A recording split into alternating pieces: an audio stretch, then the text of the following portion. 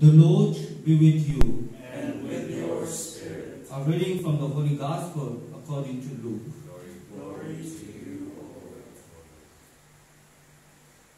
Lord. On a Sabbath, Jesus went to dine at home of one of the leading Pharisees, and the people they were observing him carefully.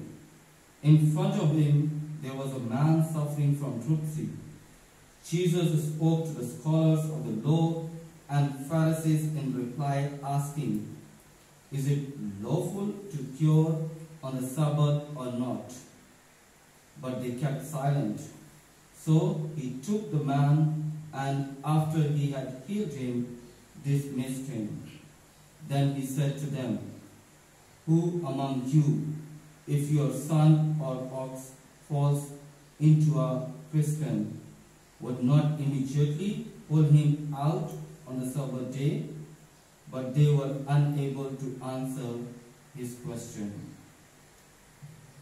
The Gospel of the Lord. Praise to you, Lord Jesus Christ.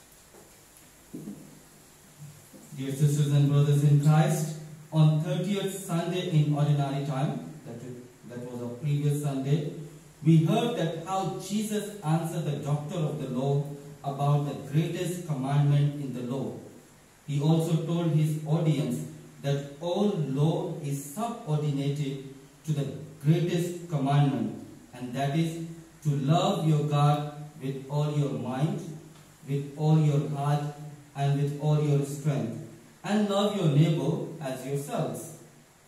We can see the fulfillment of the commandment in today's gospel while Jesus is healing a person on Sabbath. This action of Jesus is actually his way of fulfilling the law, because Jesus emphasized on the living of the spirit of the law rather than just following the letter of the law.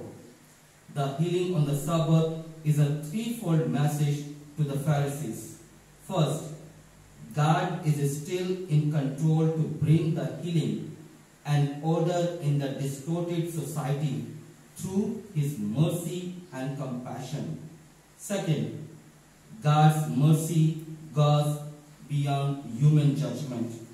Third and the last, God always works out of the box. He never works in the box. Therefore, the healing on the Sabbath is a visible sign that there is no restriction of time or day to work in the vineyard of the Lord to offer our little fruit of holiness to the merciful and compassionate Lord. We are always invited and encouraged to go out of a box to share the essence of the Christianity, and that is love, mercy, and compassion.